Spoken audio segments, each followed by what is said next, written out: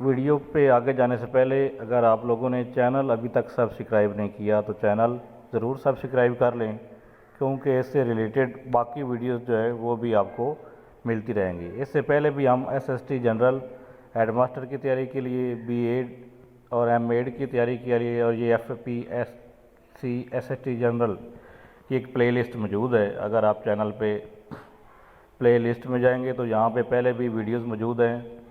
اس میں یہ پیڈاگوجی کے ایم سی کیوز ہیں، لیکچرر ایجوکیشن کا پاسٹ پیپر ہے، ہیڈ ماسٹر کا پاسٹ پیپر ہے، اور ہماری جو پچھلی ویڈیو جو ہم نے بنائی تھی وہ بھی یہاں پہ موجود ہے۔ اگر آپ لوگ تیاری کرنے میں سیریس ہیں تو آپ لوگ یہ ویڈیوز بھی دیکھ سکتے ہیں۔ اب ہم آتے ہیں آج کے لیسن کی طرف۔ آج کی ویڈیو میں ہم آپ کو ایسٹ انڈیا کمپنی کی طرف سے سب کانٹیننٹ میں ایجوکیشن کے فروغ کے لیے جو اقدامات کیے گئے تھے ان کے حوالے سے بتائیں گے۔ اس میں چارٹر ایکٹ کے بارے میں ہم پڑھیں گے، چارٹر ایکٹ کے علاوہ ووٹ ڈسپیچ اور ہنٹر کمیشن اور کلکتہ یونیورسٹی کمیشن، تو ان سب کو ہم ساتھ ساتھ ڈسکس کریں گے۔ سب سے پہلے ہم دیکھتے ہیں چارٹر ایکٹ 1813۔ تو چارٹر ایکٹ اصل میں کیا تھا؟ چارٹر کا مطلب ہوتا ہے معاہدہ۔ یہ ایک معاہدہ ہوتا تھا جو کہ ایسٹ انڈیا کمپنی کا برٹش گورنمنٹ کے ساتھ طے پاتا تھا، اور برٹش گورنمنٹ اس کو پارلیمنٹ سے پیش کر کے وہاں سے اس کی منظوری لیتی تھی۔ تو پارلیمنٹ سے چونکہ یہ پاس ہوتا تھا اس لیے اس کو ایکٹ کا درجہ حاصل ہوتا تھا۔ جو پہلا چارٹر ایکٹ تھا یہ 1793 میں آیا، اور یہ کہا گیا کہ ہر 20 سال کے بعد کمپنی جو ہے وہ اپنا ایگریمنٹ جو ہے اس کو رینیو کروایا کرے گی برٹش گورنمنٹ سے۔ تو 1793 کے بعد نیکسٹ چارٹر ایکٹ 1813 میں رینیو ہوا، اس کے 20 سال بعد پھر 1833 میں، اور پھر 20 سال بعد 1853 میں۔ تو یہ 20 سال کا اس میں فرق ہے۔ تو جو فرسٹ چارٹر ایکٹ 1813 کا چارٹر ایکٹ تھا، تو اس میں پہلی بار کمپنی کو اس بات کا پابند کیا گیا کہ وہ بر صغیر کے اندر، سب کانٹیننٹ کے اندر ایجوکیشن کو فروغ دینے کے لیے مبلغ 1,00,000 روپے ہندوستانیوں کی تعلیم و تربیت پر خرچ کرے گی۔ تو یہ چارٹر ایکٹ کی شق نمبر 43 تھی، جس نے کمپنی کو اس بات کا پابند کیا کہ وہ ہندوستان کے لوگوں کی تعلیم و تربیت کے لیے 1,00,000 روپے سالانہ جو ہے وہ اپنے بجٹ میں سے مختص کرے گی۔ تو یہ ایک اہم چیز تھی بر صغیر میں، جس سے جو ایک تعلیمی سلسلہ جو ہے وہ شروع ہوا۔ اس کے بعد نیکسٹ جو رپورٹ آتی ہے ہمارے پاس وہ ہے لارڈ میکالے رپورٹ۔ یہ جب یہ چارٹر ایکٹ 1833 میں رینیو ہوا تو یہ اس کے بعد یہ رپورٹ ہے۔ اس کی اہم مندرجات دیکھتے ہیں ہم کہ لارڈ میکالے جو تھا وہ فرسٹ ٹائم انڈیا میں آیا 1834 کے اندر۔ میکالے کون تھا؟ He was law member of council of viceroy, وہ وائسرائے کی ممبر کا، کونسل کا ایک لا ممبر تھا۔ اور لارڈ بینٹک جو اس وقت وائسرائے تھا اس نے اس کو اپوائنٹ کیا chairman of the committee on public instruction. تو لارڈ بینٹک اس سے متاثر تھا، اس نے اس کو chairman of the committee on public instruction select کیا، اور 1835 میں لارڈ میکالے جو ہے اس نے اپنی رپورٹ پیش کی۔ لارڈ میکالے کا سارا فوکس جو تھا وہ ویسٹرن سویلائزیشن پر تھا۔ مثال کے طور پر لارڈ میکالے کہتا ہے کہ جتنی بھی بر صغیر کی بکس ہیں اگر ان سب کو اکٹھا کیا جائے تو وہ ہماری انگلینڈ کی کسی ایک لائبریری کے ایک شیلف کی بکس کا مقابلہ بھی نہیں کر سکتی۔ مطلب وہ سمجھتا تھا کہ انگلش لٹریچر جو ہے یہ بہت زیادہ ایڈوانسڈ ہے سب کانٹیننٹ کے لٹریچر کی نسبت۔ اس طرح میکالے یہ کہتا تھا کہ جب لٹریچر کی بات ہوتی ہے تو اس سے مراد ملٹن اور چوسر کے لٹریچر ہی لیا جائے، کیونکہ یہاں کا مقامی لٹریچر وہ اس قابل نہیں ہے کہ وہ لوگوں کو پڑھایا جا سکے۔ تو اس کے اہم پوائنٹس جو تھے میکالے کی رپورٹ کے،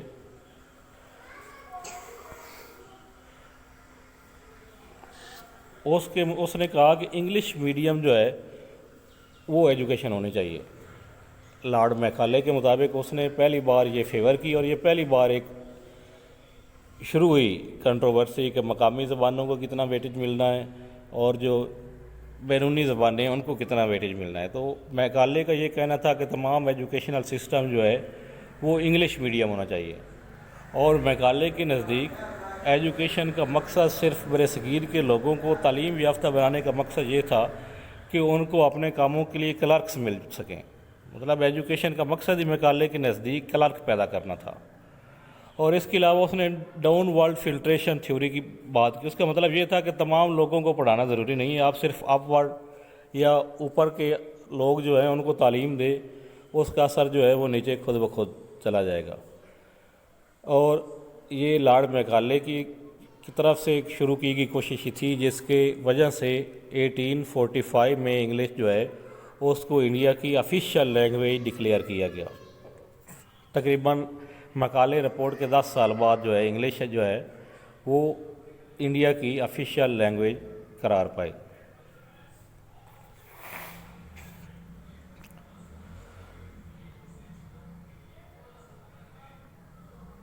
اس کے بعد نیکسٹ امپارٹنٹ ہے ایونٹ ہمارے پاس ووڈز ڈسپیچ۔ یہ 1854 میں ووڈز نے پیش کی تھی۔ تو ووڈز ڈسپیچ جو ہے اس کو ہم کہتے ہیں کہ یہ انڈین ایجوکیشن کا میگنا کارٹا ہے، اتنی امپارٹنس اس کی ہے ووڈز ڈسپیچ کی۔ تو ووڈز کون تھا؟ As a president of board of control he came India. چونکہ وہ بورڈ آف کنٹرول کا پریزیڈنٹ تھا اس لیے وہ انڈیا آیا۔ یہاں آ کر ہی کنسلٹیڈ لارڈ ڈیلہوزی، یہاں آ کر اس نے لارڈ ڈیلہوزی کے ساتھ کنسلٹ کیا، اس کے ساتھ مشاورت کی اور اپنی ریکمنڈیشن جو ہیں وہ واپس جا کر پیش کی۔ اس کے اہم پوائنٹ، یہ بہت ڈیٹیل رپورٹ تھی، چونکہ وہ ساری رپورٹ پیپر کے پوائنٹ آف ویو سے اتنی امپورٹنٹ نہیں ہے، اس لیے ہم اس تمام کو ڈسکس نہیں کرتے۔ یہ وہ امپورٹنٹ پوائنٹ ہے جو اس سے پہلے پیپرز میں پوچھے جا چکے ہیں، تو ہم صرف وہ پوائنٹ دیکھ رہے ہیں جو پیپر میں پوچھے جانے کے جن کے چانسز ہیں۔ تو ووڈز ڈسپیچ کی جو سفارشات تھیں اس کی روشنی میں پہلی بار جو ہے وہ D P I offices, directorate of public instruction, D P I کا مطلب ہے ڈائریکٹوریٹ آف پبلک انسٹرکشن، یہ پہلی بار 1862 میں سب کانٹیننٹ میں قائم کیے گئے۔ اس کے بعد 3 یونیورسٹی جو ہیں وہ میکالے ووڈ ڈسپیچ ووڈ کی سفارشات پر بنائی گئیں۔ اس میں سے کلکتہ یونیورسٹی، مدراس یونیورسٹی اور بمبئی یونیورسٹی، یہ 3 یونیورسٹیاں جو ہیں یہ اس ووڈز ڈسپیچ کے بعد قائم ہوئیں۔ اس کے بعد ووڈز کا یہ کہنا تھا کہ private sector should be encourage, private sector جو ہے ایجوکیشن میں اس کی حوصلہ افزائی کی جانی چاہیے کہ کمپنی کے پاس اتنے فنڈ نہیں ہیں کہ وہ بر صغیر کے لوگوں کو تعلیم مکمل طور پر دے سکے، تو اس نے کہا کہ اس میں ہمیں پرائیویٹ سیکٹر کو بھی شامل کرنا چاہیے۔ اس کے علاوہ ووڈز کی جو سفارش تھی اس کا کہنا تھا کہ ٹریننگ انسٹیٹیوٹ قائم کیے جائیں، ٹیچر کی ٹریننگ کے حوالے سے کوئی ادارے قائم کیے جائیں جو ٹیچرز کو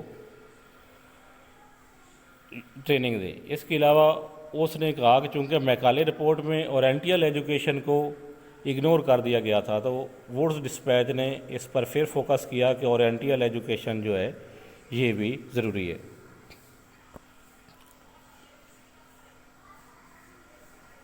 ووڈز ڈسپیچ کے بعد جو سب سے اہم ہمارے پاس ایونٹ آتا ہے وہ ہے ولیم ہنٹر کمیشن 1882۔ یہ پوری بر صغیر کی تاریخ کا یہ پہلا کمیشن تھا جس کو لارڈ رپن نے 3 فروری 1882 میں قائم کیا۔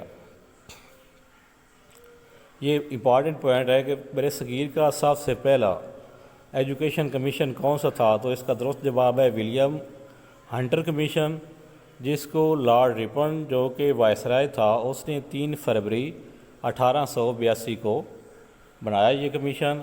اس کا چیئرمین جو ہے وہ ولیم ہنٹر تھا اور اس کمیشن نے اپنی رپورٹ 1883 میں پیش کی۔ اس کمیشن کی رپورٹ میں یہ کہا گیا تھا کہ گورنمنٹ جو ہے، جو اس کا اہم پوائنٹ تھا وہ یہ تھا کہ گورنمنٹ سیکنڈری ایجوکیشن جو ہے وہ پرائیویٹ سیکٹر کے حوالے کر دے۔ سیکنڈری ایجوکیشن سے مراد ہوتا ہے 9th 10th کی کلاسز۔ تو اس رپورٹ میں یہ کہا گیا کہ گورنمنٹ اپنا سارا فوکس جو ہے وہ پرائمری ایجوکیشن پر رکھے اور سیکنڈری ایجوکیشن جو ہے یہ پرائیویٹ سیکٹر کے حوالے کر دے۔ اس کے علاوہ لینگویج کے حوالے سے انہوں نے کہا کہ جو مادری زبان ہے، پرائمری تعلیم انہوں نے کہا کہ وہ مادری زبان میں ہونی چاہیے اور سیکنڈری تعلیم جو ہے اس کے لیے انگلش زبان ہو۔ اس کے علاوہ اساتذہ کی ٹریننگ کے لیے نارمل سکول اوپن کرنے کی اس کمیشن میں سفارش کی گئی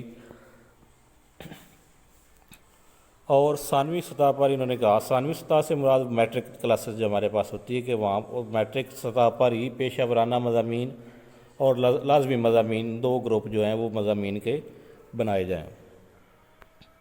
اس کے بعد نیکسٹ کمیشن جو ہے وہ بڑا امپورٹنٹ کمیشن ہے، وہ ہے Calcutta university commission. Calcutta university commission جو ہے اس کے 3 ممبر تھے، جس میں 2 ممبر جو ہیں وہ یہاں کے مقامی تھے۔ اس میں سارستوش مکھرجی جو کہ شیخ الجامع تھے اسی یونیورسٹی کے، اس کے علاوہ دوسرے جو ہیں ڈاکٹر مائیکل سیٹرر، vice chancellor of Leeds University, جن کی اس کو سیٹرل کمیشن بھی کہتے ہیں کیونکہ اس کی سربراہی مائیکل سیٹلر کر رہے تھے جو کہ لیڈز یونیورسٹی کے وائس چانسلر تھے۔ تو اس بنیاد پر کلکتہ یونیورسٹی کمیشن کو سیٹلر کمیشن بھی کہا جاتا ہے۔ اور اس کمیشن کے اندر 2 انڈین نمائندے تھے، ایک تھے میجر سر ضیاء الدین اور دوسرے سارستوش مکھرجی۔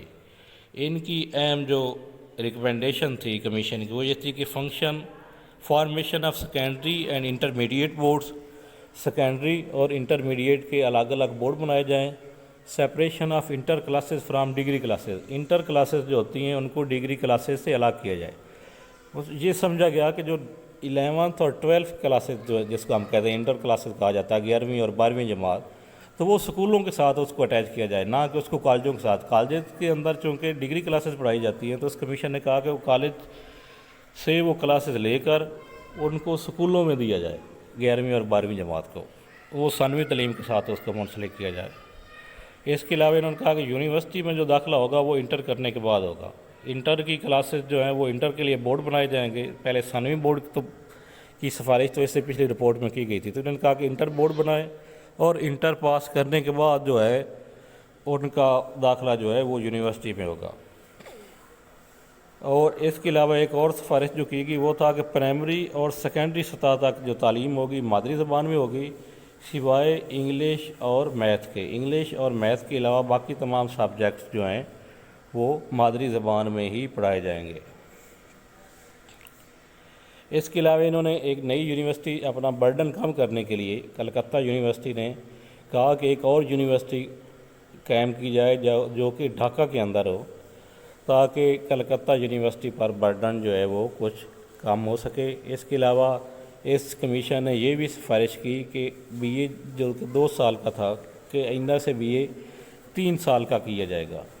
اس کے علاوہ پردہ سکول اوپن کرنے کی اس میں بات کی گئی تھی، اور پہلی بار انٹر اور بی اے کے اندر تعلیم کا مضمون جو ہے وہ شامل کیا گیا۔ تو یہ تمام رپورٹ جو تھی یہ ایسٹ انڈیا کمپنی سے ریلیٹڈ تھی کہ ایسٹ انڈیا کمپنی نے سب کانٹیننٹ میں ایجوکیشن کے لیے کیا کردار ادا کیا۔ اس سے نیکسٹ ویڈیو میں ہم جو ہماری مقامی تنظیمیں تھیں جس میں مدرسہ دیوبند تھا، علی گڑھ تھا، جامعہ ملیہ اسلامیہ تھی، تو ان کے بارے میں ہم اسٹڈی کریں گے نیکسٹ ویڈیو میں۔ شکریہ۔